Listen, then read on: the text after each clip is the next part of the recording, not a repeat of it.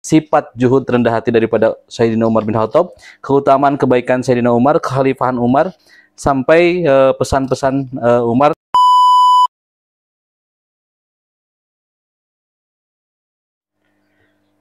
Assalamualaikum warahmatullahi wabarakatuh. Alhamdulillahirabbil alamin wa bihi nasta'inu ala umuri dunya waddin wa sallallahu ala sayyidin khatamin nabiyyin wa ala alihi wa ashabihi ajmain. Amma ba'du.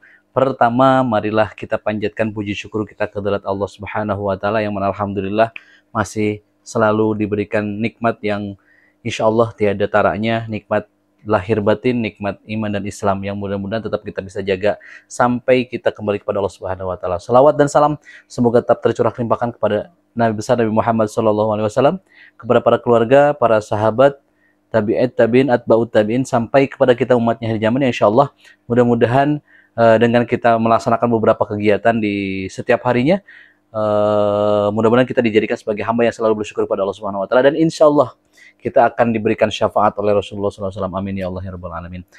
Di video ini kita akan melanjutkan tentang 38 sahabat yang dijamin masuk surga. Untuk yang kedua, 10 sahabat yang dijamin masuk surga, yaitu khalifah yang kedua yaitu Umar bin Khattab. Setelah kemarin di video sebelumnya telah disampaikan mengenai nasab, keberanian, perhatian terhadap rakyatnya.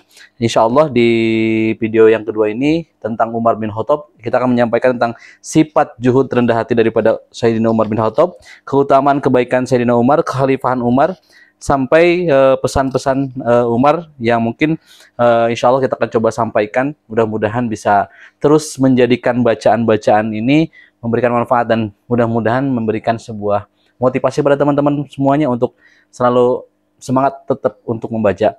Nanti mungkin dalam satu waktu juga saya sampaikan beberapa buku-buku yang ada di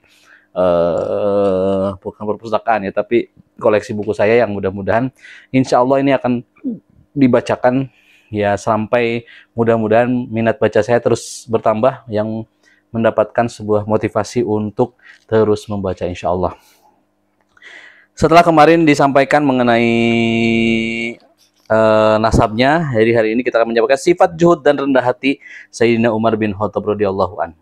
Umar radhiyallahu anhu adalah contoh sangat ideal dalam hal perilaku juhud dan rendah hati. Cerita-ceritanya tentang hal itu sangat banyak. Berikut inilah sebagian saja. Yang pertama diriwayatkan oleh Imam Ahmad dari Abdullah bin Abbas. Ia bercerita, Abbas memiliki sebuah saluran air yang mengarah ke kediaman Umar. Pada hari Jumat, Umar memakai pakaiannya, dan pada saat itu Abbas menyembelih 2 ekor ayam betina. Ketika Al-Abbas membersihkan 2 ayam tersebut, darahnya terkena pakaian Umar. Ia menyuruh Al-Abbas untuk mencabut saluran air tersebut. Umar lalu pulang dan mengganti pakaiannya dengan pakaian yang lain. Kemudian ia keluar rumah untuk sholat berjamaah dengan orang banyak. Selesai sholat, Al-Abbas menemuinya dan protes. Demi Allah, sesungguhnya itu adalah tempat yang telah dibuat oleh Rasulullah SAW. Umar berkata kepada Al-Abbas, kalau begitu aku ingin kamu naik ke atas punggungku supaya kamu bisa meletakkannya di tempat yang telah diletakkan oleh Rasulullah SAW. Akhirnya Al-Abbas mau mencabut saluran itu. Sifat Al-Shawab, jilid 1, halaman 115. Kata Al-Hasan, Umar yang sudah menjadi seorang khalifah biasa berpidato di depan orang banyak dengan mengenakan kain yang ada 12 tambalannya. Masya Allah. Kata Anas, di antara sepasang pundak Umar ada 3 tambalan pada pakaian yang dikenakannya.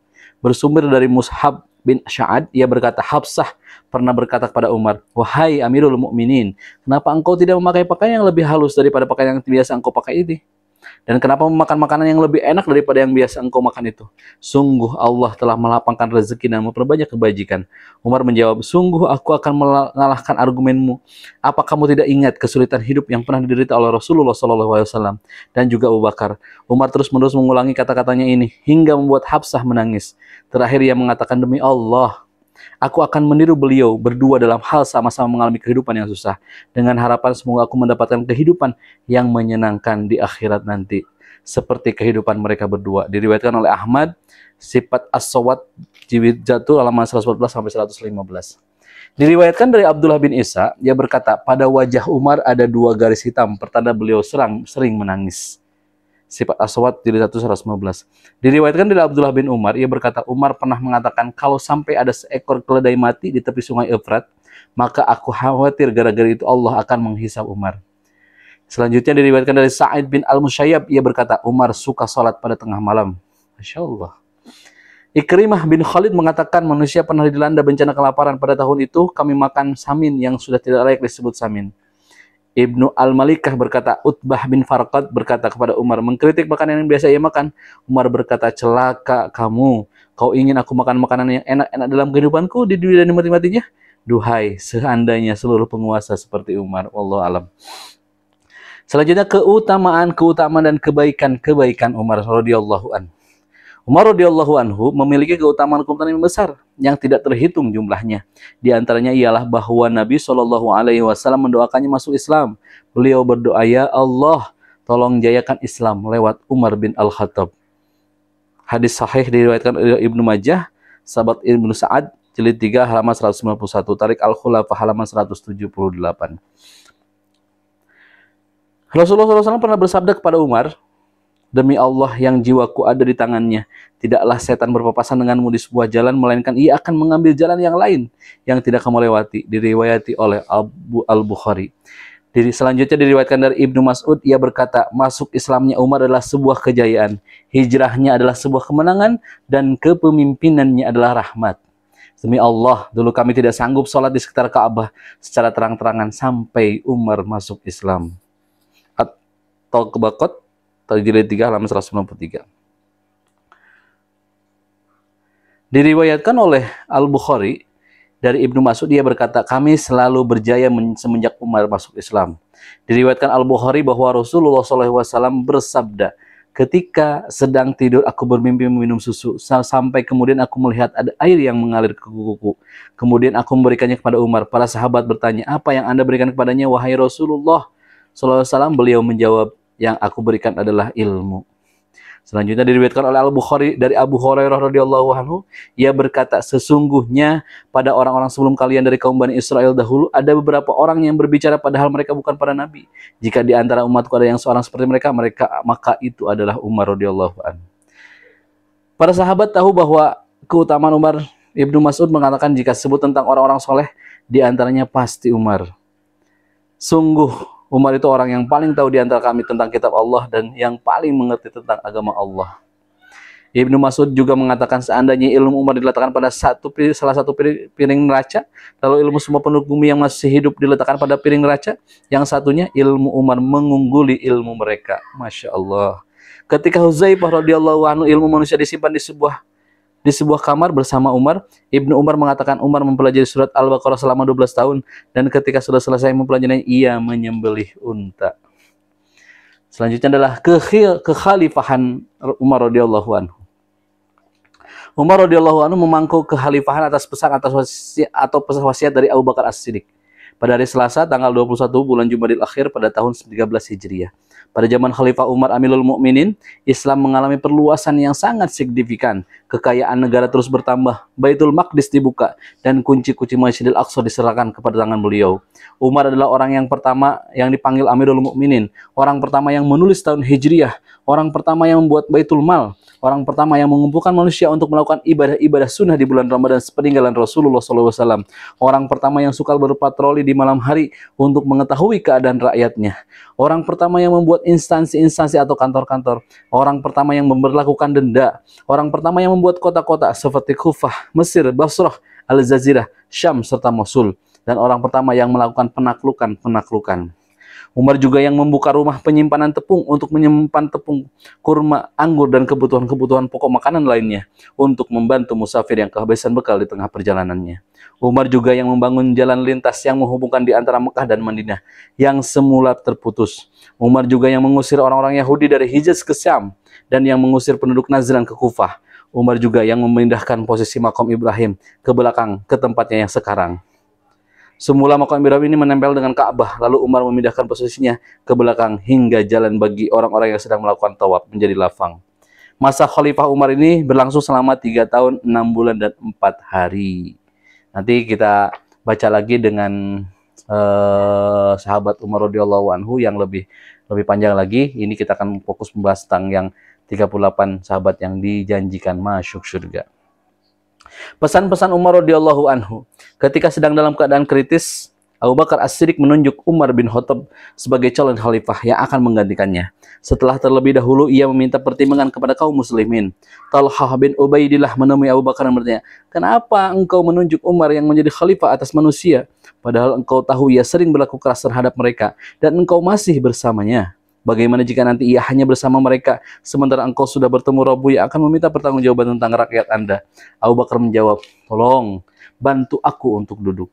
Setelah dalam posisi duduk, Abu Bakar berkata, "Apakah kamu menakut-nakutiku? Aku kepada Allah, jika nanti aku bertemu Rabbku itu, lalu dia bertanya kepadaku, maka aku jawab, aku telah menunjuk seorang khalifah atas keluargamu, orang yang terbaik di antara mereka." Kemudian Abu Bakar memanggil Utsman bin Affan. Ia ingin berdua saja dengan Utsman supaya ia menulis pesan Umar. Berkata, "Tulislah dengan menyebut nama Allah yang Maha Pengasih lagi Maha Penyayang. Inilah pesan Abu Bakar As-Siddiq bin Kufah kepada kaum muslimin. Selanjutnya aku telah menunjuk Umar sebagai khalifah yang memimpin kalian dan aku yakin pilihanku benar."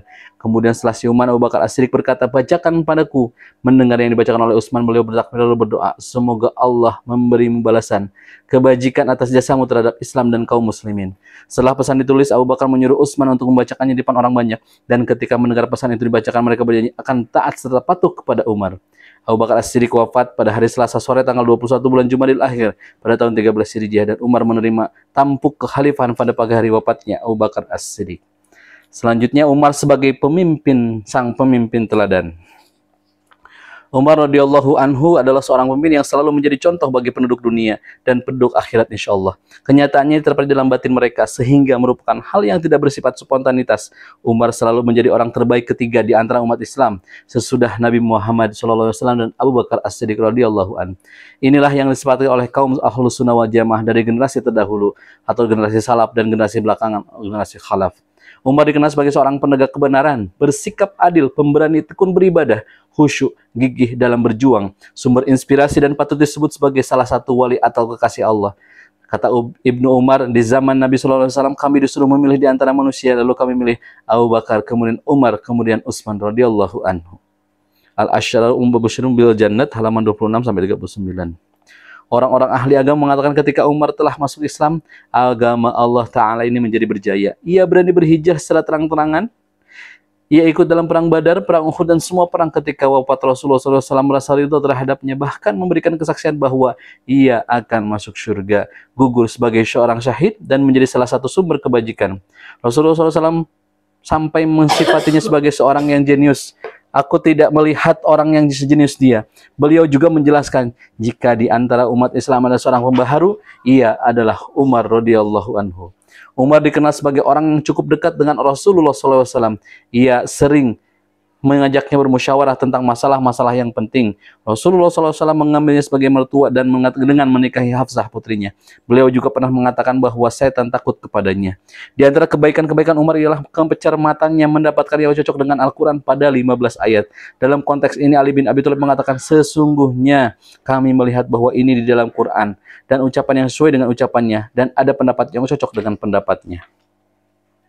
Kata Ibnu Umar, jika manusia menghadapi suatu masalah lalu mereka punya pendapat tentang Umar, pun pendapat ayat Al-Quran yang turun selalu cocok dengan pendapat Umar.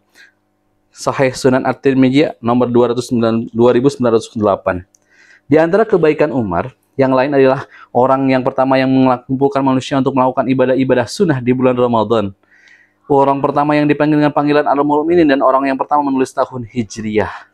Umar juga orang yang pertama yang gigih dalam bekerja, yang membawa tongkat, yang memberlakukan upeti, yang membuat kota-kota, yang mengangkat para hakim, yang menyusun instansi atau kantor, yang menentukan santunan-santunan, yang menunaikan ibadah haji bersama manusia sebanyak 10 kali berturut-turut, dan yang mengawal para ummul mukminin menunaikan ibadah haji yang terakhir. Penguasa-penguasa Persia, Romawi, dan Arab terhina di bawah telapak kaki Umar. Mereka bertekuk lutut kepadanya. Salah seorang mereka mengatakan, tongkat yang dibawa oleh Umar lebih menyeramkan daripada pedangnya Al-Hazaz. Begitu karismatiknya Umar sehingga orang-orang tidak berani duduk di halaman. Anak-anak kecil yang sedang asik bermain sepuntan akan berhamburan lari begitu melihatnya. Tetapi ia bukan sosok yang diktator, yang sombong dan tirani. Bahkan keadaannya setelah menjadi seorang penguasa tetap sama seperti sebelumnya. Bahkan ia semakin bersikap rendah hati. Para ulama ahli qiraat adalah teman-teman duduk Umar yang biasa ia ajak bermusyawarah, baik yang sudah tua maupun yang masih muda. Di antara kebaikan-kebaikan Umar lainnya ialah selalu mengontrol para pejabat sesuai dengan prinsip dari mana kamu mendapatkan ini. Ia melarang mereka menyakiti rakyat. Ia membuka pintu rumahnya lebar-lebar untuk menerima pengaduan-pengaduan manusia. Bahkan ia biasa memikul geribah di atas punggungnya untuk dibagikan kepada wanita-wanita janda di Madinah. Mengantarkan sendiri santunan mereka dari kas negara dan membantu memerahkan susu ternak-ternak mereka. Terkadang ia juga membantu menyalakan api di dapur mereka sehingga beliau merasa kepanasan dan kena asapnya. Ia sering berjalan sendirian tanpa ditemani seorang pengawal pun. Ia sama sekali tidak tertipu oleh jabatan, tidak sombong karena mendapatkan nikmat, tidak menyakiti seorang mukmin dengan lidah, dan tidak mau berbasa-basi kepada siapapun. Dalam hal kebenaran karena kedudukannya, ia berkata kepada kaum muslimin, sesungguhnya aku terhadap kalian adalah seperti seorang pengurus anak yatim. Kalau aku kaya, aku tidak akan mengganggu harta miliknya. Dan kalaupun aku miskin, aku akan memakan hartanya dengan patut. Ini hanya sedikit dari kebaikan-kebaikan Umar yang sangat melimpah. Insya Allah mudah-mudahan cerita atau bacaan ini bisa menambah pengetahuan, karena alhamdulillah saya juga semakin yakin sebelumnya didapatkan informasi bahwa beberapa hal kegiatan-kegiatan di bulan Ramadan diambil atau yang memberikan sebuah fatwanya daripada Umar bin Khattab. Ya, di sini sampaikan bahwa kebaikan Umar yang lain adalah orang yang pertama yang mengumpulkan manusia untuk melakukan ibadah-ibadah sunnah di bulan Ramadan. Yang mudah-mudahan semua yang kita laksanakan selama bulan Ramadan, mudah-mudahan Allah berikan sebuah keberkahan. Saya kira Ramadan sekarang baru beberapa bulan beres, yang mudah-mudahan sekali lagi bacaan-bacaan ini bisa menjadikan ilmu-ilmu yang baru khususnya buat saya, karena ternyata ketika buku didiamkan saja itu hanya menjadikan buku biasa, tetapi ketika kita baca ada hal-hal yang kita dapatkan. Makanya saya sengaja untuk memvideokan ini supaya menjadi memori buat saya, karena ternyata memang kalau tidak bisa mengingat banyak, salah satunya adalah dengan divideokan atau dengan ditulis. Tapi dengan ditulis, kalau kita sudah punya bukunya, kita divideokan, mudah-mudahan dalam keadaan berbagai hal kita bisa melihat memori-memori yang sudah disampaikan. Sekali lagi, video ini tentang sifat juhud dan rendah hati daripada Sayyidina Umar, keutamaan dan kebaikan, kekhalifahan dan pesan Sayyidina Umar, serta merupakan sang pemimpin teladan. Jadi kita akan terus membacanya, ya mudah-mudahan sampai beres dan mudah-mudahan bisa memberikan sebuah kenikmatan dalam mendengar atau membacanya. Sekali lagi terima kasih teman-teman semuanya, benarnya daripada Allah Subhanahu wa taala, salahnya saya yang mungkin bacanya terlalu cepat, tapi mudah-mudahan dengan terus dilaksanakan pembacaan ini, mudah-mudahan sistem membacanya lebih bagus lagi. Sekali lagi mohon dimaafkan. Terima kasih. Wassalamualaikum warahmatullahi wabarakatuh.